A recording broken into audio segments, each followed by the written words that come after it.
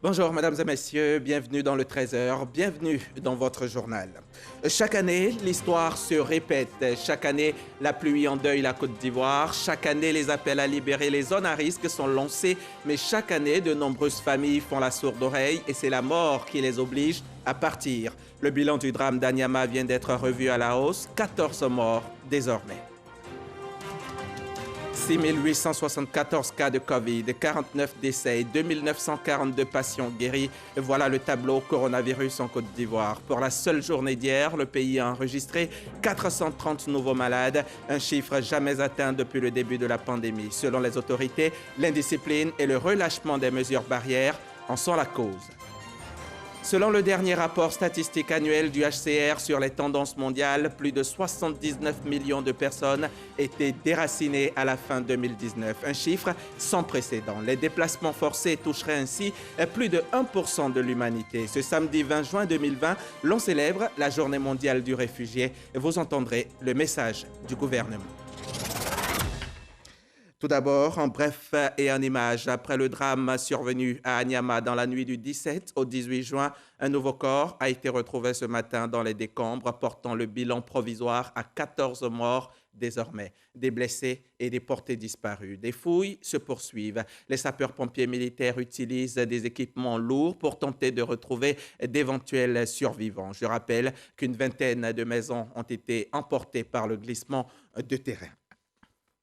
À la suite donc de ce drame, de nombreuses familles sont sans abri. Plusieurs d'entre elles ont trouvé refuge dans les églises et les mosquées de la commune d'Anyama. On retrouve Herman Guivet.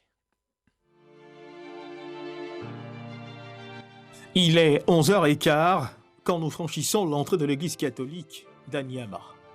La Sainte Mère l'Église a ouvert grand ses bras aux familles en détresse du quartier des Rails d'Anyama. Un rassemblement inhabituel. L'heure est à l'enrôlement des personnes sinistrées.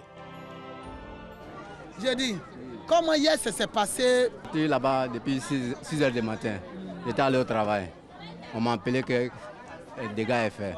Organisation non gouvernementale, particuliers, hommes politiques, chacun essaie d'aider comme il peut. À notre niveau, c'est des personnes qui ont été dégapées hier, qui n'ont pas où se loger. La paroisse avec les prêtres, en collaboration avec les prêtres, nous avons recensé les démunis et puis les personnes dégapées. Quand le gouvernement va les prendre en compte, on pourra les libérer. Mais pour le moment, on les prend en compte à l'église, on s'en occupe, on cause avec eux. Il faut les amener à croire en Dieu et puis leur dire qu'il y a de l'espoir.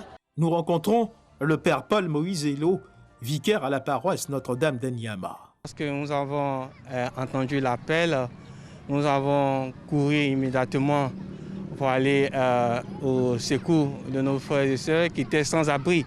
Avec l'appui du service de la mairie, nous avons recensé les différentes familles qui étaient sinistrées et nous les avons accueillis. L'homme de Dieu nous confirme que la chaîne de solidarité n'a pas hésité à se mettre en place. Il va au contact des sinistrés se rassurer que tout va bien. Dans ce flot de questionnements, sur un lendemain désormais hypothétique, les sinistrés disent merci pour les premiers regards témoignés en leur faveur. Ils sont bien encadrés ici. Bon, et remercie le président de la République et remercie tout le monde. Certains d'entre eux appellent tout de même à la vigilance. Le prêtre nous a bien cueillis. Donc vraiment, on est sous leur aide actuellement. Vraiment, on demande beaucoup à Dieu. Le gouvernement n'a qu'à penser à nous, pour nous aider, nous qui sommes derrière rail. Celui qui vient, parce qu'on a le malheur, et qui vient mettre ton nom, on se connaît en détail, on t'enlève dedans. Dans ce flot de questionnements, des enfants, certainement touchés par la flamme de l'insouciance, jouent à saute-mouton. Des sinistrés qui ont également été accueillis à la grande mosquée de la commune d'Anyama. Nous les y avons retrouvés. Le gouvernement il nous a regardé bien, on a mangé, on a bien dormi. Vraiment, on sait qu'on nous regarde. Il faut noter que de fortes pluies sont annoncées cette saison en Côte d'Ivoire. Toutes les populations ont été donc invitées à quitter ces zones à risque afin d'éviter un scénario bis à Niamey. Et on ferme cette page glissement de terrain et on en ouvre une autre, celle du coronavirus. Le virus est toujours parmi nous, il continue de circuler, il continue de tuer.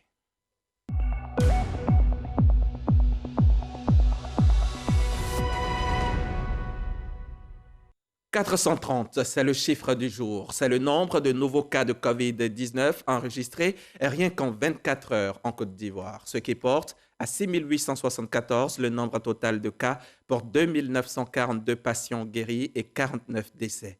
Les chiffres grimpent et le relâchement des mesures barrières est de plus en plus constaté. Le ministère de la Santé et de l'Hygiène publique a enregistré ce jour, vendredi 19 juin 2020, 430 nouveaux cas de Covid-19 sur 1632 échantillons prélevés, soit 26,3% de cas positifs. 79 guéris et 0 décès.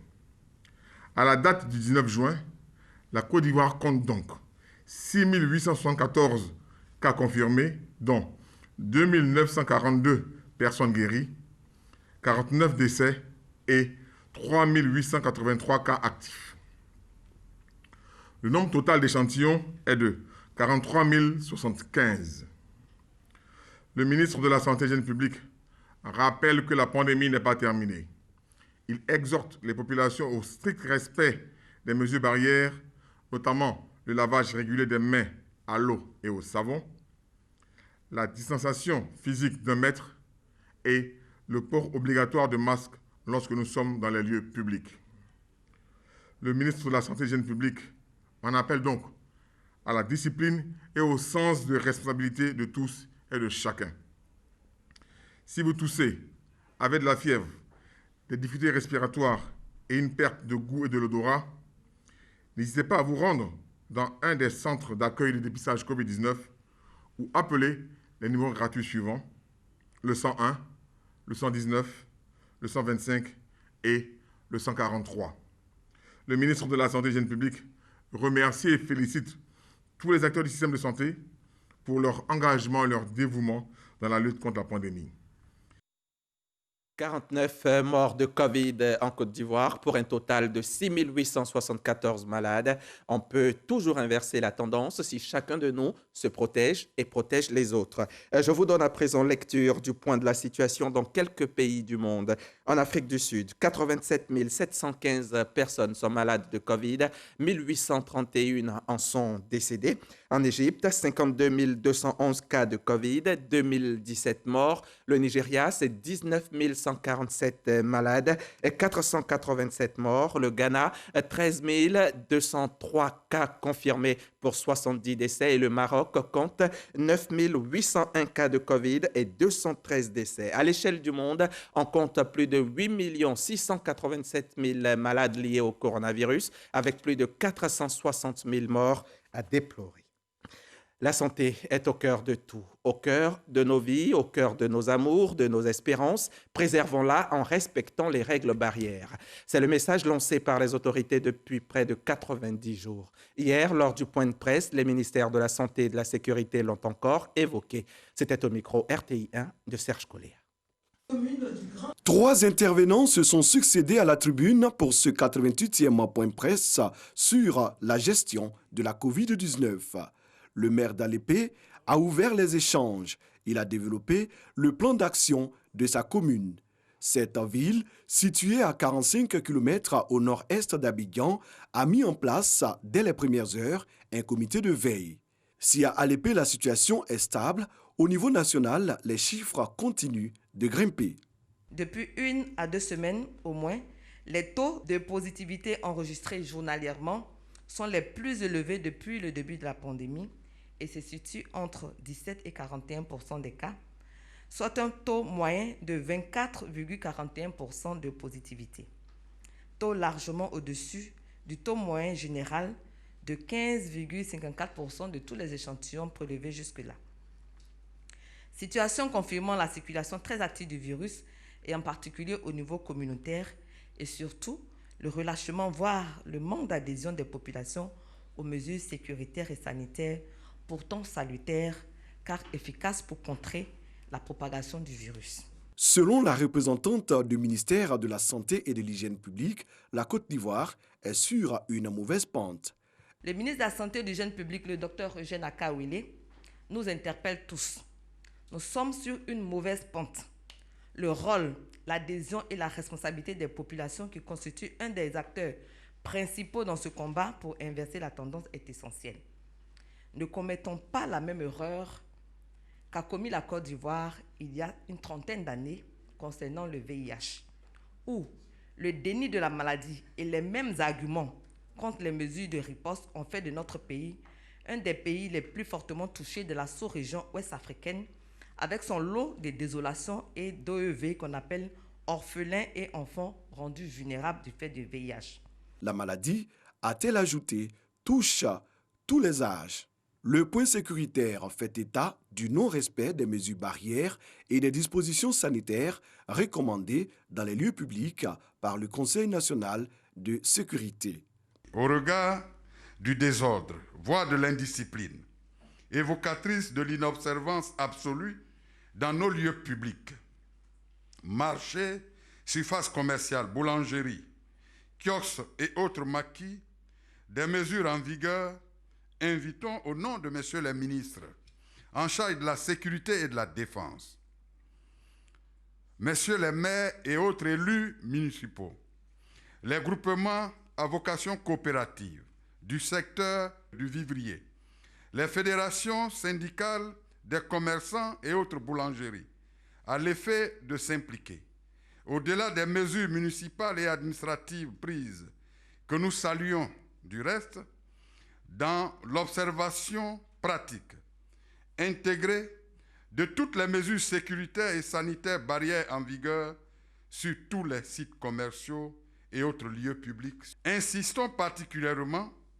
sur celles liées au port obligatoire du masque et à la distanciation physique d'au moins 1 mètre. Toutes choses qui nous éviteraient, comme le dirait l'autre, d'aller acheter le virus au marché. De façon globale, on retient que la maladie, après avoir fait son lit dans le Grand Abidjan, continue sa progression. À l'intérieur du pays, à Boasso, Boaké et San Pedro sont en tête du peloton. La Confédération générale des entreprises de Côte d'Ivoire compte plus de 3000 entreprises. 10% d'entre elles ont déposé le bilan du fait de la pandémie de coronavirus et près de 95% sont impactées par la crise. Selon des enquêtes, les entreprises impactées souhaitent un allègement des impôts. Walter Amadou Ouattara. Maison de l'entreprise dans la commune du Plateau. La restitution des résultats des enquêtes relatives à l'impact de la crise sanitaire liée à la COVID-19 sur les entreprises mobilise plusieurs acteurs de l'économie nationale. Selon l'INS, sur 125 entreprises, dont 51% de PME qui ont répondu à l'enquête, 84% des entreprises estiment que leur chiffre d'affaires est en baisse sur la période de janvier à avril 2020. 15% des petites et moyennes entreprises affirment que la crise a déjà entraîné leur fermeture. Ça concerne la plupart des entreprises. Dans cette étude, c'est l'isolement du Grand Abidjan qui leur pose beaucoup de difficultés. Mais il faut faire avec parce qu'il n'y a pas que les entreprises, il y a toute la population, effectivement. Donc il faut prendre en compte les mesures édictées par le gouvernement. Il faudrait que le fonds de soutien au secteur informel ou bien aux entreprises, etc., soit mis véritablement en œuvre pour leur permettre de pouvoir se relever. Toujours selon l'INS, si rien n'est fait, plus de 50% des entreprises ne pourraient pas survivre au-delà de 3 mois en cas de continuité de la COVID-19. Une situation qui interpelle la Confédération générale des entreprises de Côte d'Ivoire. Près de 95% des entreprises sont impactées par la Covid. Au début, c'était les entreprises comme les restaurants, les hôtels qui étaient fermés, le transport. Mais progressivement, ça touche tous les secteurs. La deuxième chose, c'est qu'il y a une forte appétence pour les appuis que l'État a mis en place. Et donc, il y a beaucoup d'entreprises qui frappent à la porte. Dans une deuxième étape, parce que ces fonds-là ont démarré, ce que nous espérons, les conditions pour accéder à ces fonds-là soient plus faciles pour que le plus d'entreprises en bénéficient. Des entreprises sont favorables à un allègement des impôts. Pour faire face à l'actuelle situation, les enquêteurs proposent un plan de relance post-Covid-19 qui tient compte des préoccupations des différents secteurs d'activité. Dans cette crise sanitaire, le secteur des PME paie également un lourd tribut. Le secteur enregistre des pertes considérables. Le gouvernement se tient heureusement aux côtés des petites et moyennes entreprises. Un fonds de soutien de 150 milliards de francs CFA est mis à leur disposition par l'agence Côte d'Ivoire PME. Les précisions de Lancine Bakayoko. L'étude rendue publique ce vendredi admet qu'il est encore trop tôt pour mesurer pleinement les impacts de la COVID-19 sur les PME ivoiriennes. Pourtant, selon les données déjà collectées sur le terrain, 88% de nos PME déclarent ressentir durement les effets de la crise sanitaire sur leur chiffre d'affaires. 55% affirment même avoir cessé temporairement leurs activités. L'un des secteurs les plus affectés, le BTP. Les BTP connaissent un ralentissement de leurs activités et aussi une perte énorme au niveau des matériaux de construction qui étaient déjà sur les chantiers, si bien que la rentabilité devient faible. D'autres secteurs clés se voient également amputés d'importants marchés. Il s'agit du tourisme, de la restauration, du transport et de la culture. Aujourd'hui, avec le confinement partiel, il est difficile, avec les mesures barrières qui sont mises en place, il est difficile pour les entreprises d'avoir la pleine activité. Le gouvernement, dans le cadre de son plan de riposte, a mis en place différents fonds spéciaux d'un montant global de 350 milliards de francs CFA. Sur cette ligne de financement, 150 milliards sont orientés vers les PME. Sur ces 150 milliards de francs CFA, immédiatement 40 milliards sont disponibles. Effectivement, le retour que nous avons de la part des entreprises, c'est que les critères d'éligibilité qui ont été mis en place selon certaines entreprises, seraient des critères qui sont un peu difficiles. Et c'est en ce sens que nous travaillons au sein des structures de soutien du Fonds de soutien aux PME à réfléchir aux instruments à mettre en place et faire en sorte qu'aujourd'hui nous puissions faciliter l'accès. En Côte d'Ivoire, les PME représentent près de 98% du tissu économique, contribuent à plus de 20% du produit intérieur brut et à environ 23% des emplois modernes. Chaque année, le 19 juin marque la journée mondiale de la lutte contre la drépanocytose, une maladie génétique du sang qui touche 150 millions de personnes dans le monde. Malheureusement méconnue, elle est souvent accompagnée de clichés et de discrimination. En Côte d'Ivoire, le taux de prévalence est de 14%. Le ministre Aka Wele assure que le gouvernement poursuit ses efforts en garantissant l'accès à moindre coût au diagnostic et au traitement. Jean-Marc Djadji. Chaque année, le 19 juin marque la journée mondiale de la drépanocytose, une maladie héréditaire du sang provoquant une anomalie de l'hémoglobine et une déformation des globules rouges. En Côte d'Ivoire, le taux de prévalence de cette maladie est de 14%. Le nord, le centre et l'est du pays sont les zones les plus touchées. Il est de plus en plus vérifié que la prévalence soit plus forte dans certaines régions où l'endogamie est plus pratiquée, notamment le nord, le centre et l'est. La prévalence serait plus faible à l'ouest. Face à cette situation sanitaire, le gouvernement s'est engagé autour de 2 axes d'intervention pour lutter contre la pathologie. La première est le renforcement des interventions de prévention primaire à partir de la sensibilisation du public en vue de réduire l'exposition aux facteurs de risque courants, notamment les mariages consanguins, l'ignorance de son statut hémoglobinique. La deuxième intervention est la mise en œuvre du paquet essentiel de l'OMS pour la prévention primaire. Les drépanocytaires développent une sensibilité aux infections et aux crises douloureuses. En cette crise sanitaire due à la pandémie de la COVID-19, ils sont appelés au strict respect des mesures barrières. Il convient de noter que les malades atteints des formes sévères sont également plus vulnérables aux infections et notamment aux infections à la COVID-19. Il faut respecter les mesures que les autorités ont conseillées à la population, c'est-à-dire respecter le confinement et la distanciation. La drépanocytose s'étend au rythme de 300 000 nouveaux cas par an dans le monde, dont 50% d'entre eux meurent avant l'âge de 5 ans. Allons-y maintenant à Yakassé à Tobrou, dans la région de Lamé. Le ministre des Mines y était cette semaine pour inaugurer le chantier école de la petite mine du village d'Abradine 2. Ce chantier école va former les populations au métier de l'exploitation des mines artisanales et semi-industrielles. On en sait plus avec Herman Yamien, notre correspondant sur place. À quelques encablures du village d'Abradine 2, dans la préfecture de Yakassé à Tobrou, se trouve un vaste chantier d'exploitation d'or.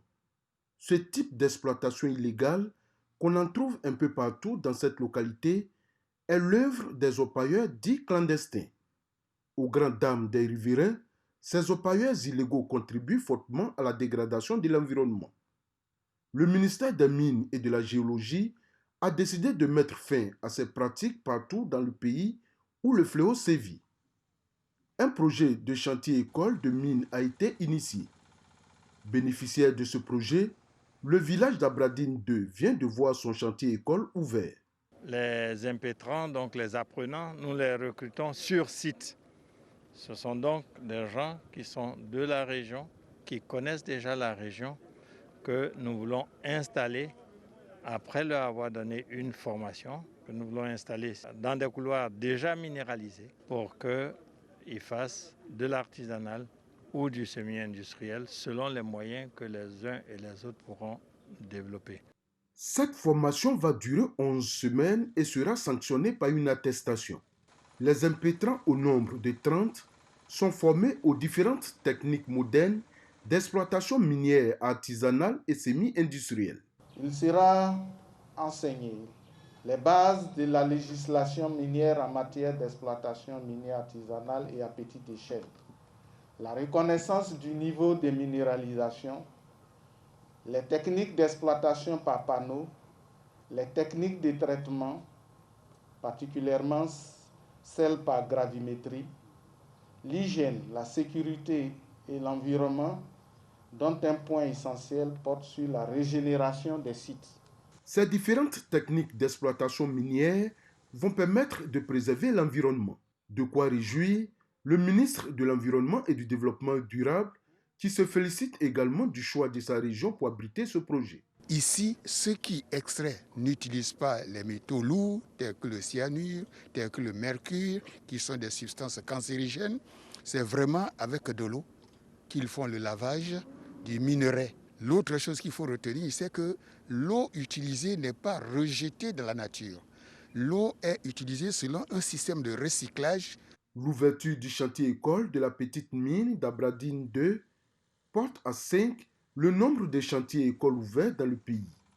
Avant la fin de l'année, 10 autres seront ouverts pour une capacité de formation d'environ 1000 artisans miniers par an. Au terme de leur formation, selon le ministre des Mines et de la Géologie, ceux qui en feront la demande dans le respect du code minier recevront leur autorisation pour vivre décemment de leur métier. De Yakassé à Tobrou, on met le cap sur Boaké, au centre de la Côte d'Ivoire. En prélude au lancement officiel du projet de renforcement de l'alimentation en eau potable de la ville, le ministre de l'Hydraulique était récemment face aux journalistes. Laurent Tchagba leur a annoncé le démarrage effectif des travaux qui aura lieu ce samedi même, samedi 20 juin. Coût des travaux, 169 milliards de francs CFA. Abdoulaye Koné. C'est un projet qui viendra résoudre durablement le problème d'eau potable dans la région de Boaké. Une annonce faite avec beaucoup d'enthousiasme par le ministre de l'Hydraulique.